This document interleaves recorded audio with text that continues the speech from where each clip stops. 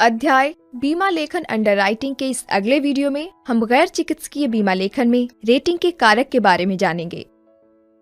Rating या दर निर्धारण कारक वित्तीय स्थिति, जीवन शैली, आदत, पारिवारिक इतिहास, स्वास्थ्य का व्यक्तिगत इतिहास और संभावित बीमार्थी के जीवन में अन्य व्यक्तिगत परिस्थितियों से संबंधित विभिन्न पहलुओं को दर्शाते हैं जो खतरा उत्पन्न कर सकते हैं और जोखिम को बढ़ा सकते हैं।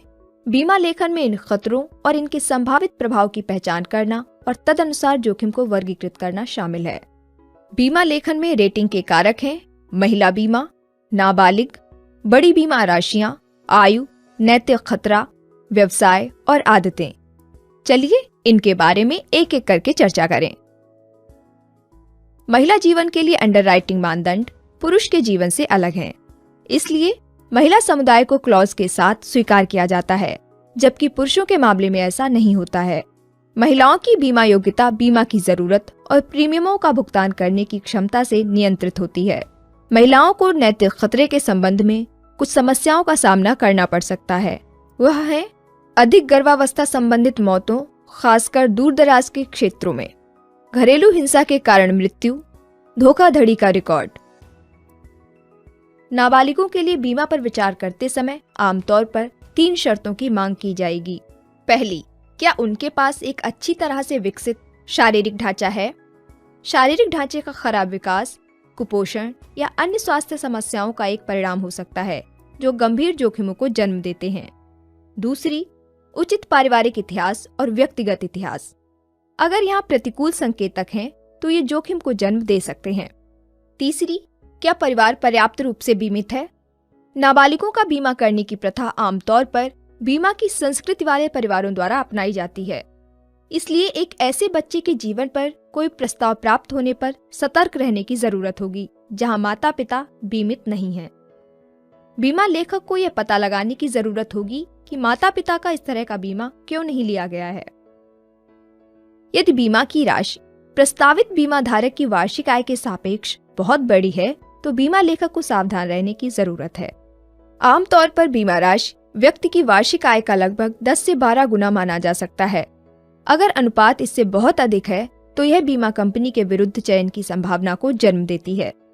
बड़ी बीमा राशि का मतलब आनुपातिक रूप से बड़ा प्रीमियम भी है और यह इस सवाल को जन्म देता है कि क्या इस तरह के प्रीमियम का भुगतान जारी रखा जाएगा।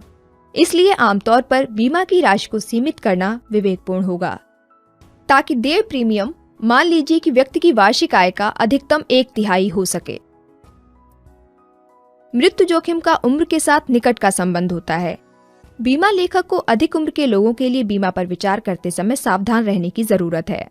बीमा लेखन प्रक्रिया का एक महत्वपूर्ण भाग उम्र के प्रमाण की पुष्टि करने के बाद उम्र की स्वीकारोक्ति है। आयु प्रमाण 2 प्रकार के होते हैं। मानक आयु प्रमाण, इसके उदाहरण हैं जन्म प्रमाण पत्र जो नगर पालिका या अन्य सरकारी निकाय द्वारा जारी किया जाता है, विद्यालय छोड़ने का प्रमाण पत्र, पासपोर्ट और नियोक्ता का प्रमाण पत्र। गैर मानक आयु प्रमाण, इसके उदाहरण हैं जन्म कुंडली, स्वयं घोषणा प्रमाण। नैतिक खतरा उस समय मौजूद होना कहा जा सकता है जब कुछ परिस्थितियां या किसी व्यक्ति की वित्तीय स्थिति, जीवन शैली और आदतों, प्रतिष्ठा और मानसिक स्वास्थ्य की विशेषताएं यह संकेत देती हैं कि वह जानबूझकर ऐसे कार्यों में संलग्न है जो जोखिम को बढ़ाते हैं। कई ऐसे कारक हो सकते हैं जो इस तरह के नैतिक खतरे के बारे में बता सकते हैं।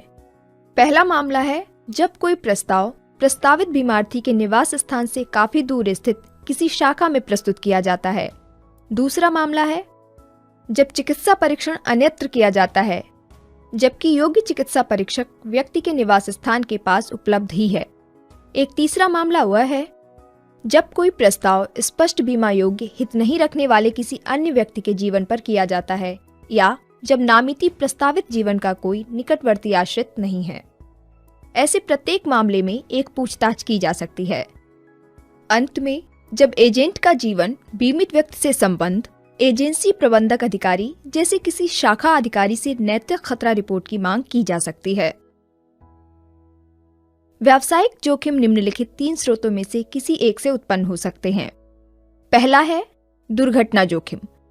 कुछ काम ऐसे होते हैं जो किसी व्यक्ति को दुर्घटना की जोखिम में डालते हैं और इसलिए दुर्घटना जोखिम उत्पन्न होते हैं।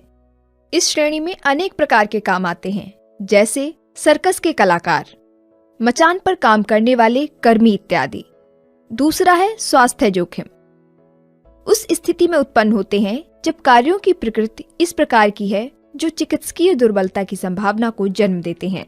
स्वास्थ्य जोखिम विभिन्न प्रकार होते हैं। इसके उदाहरण हैं जैसे रिक्शा चालक, जैसे जहां व्यक्ति हानिकारक पदार्थों के संपर्क में हो सकता है, जैसे खनन, धूल या कैंसरकारी पदार्थ इत्यादि। और तीसरा है नैतिक खतरा।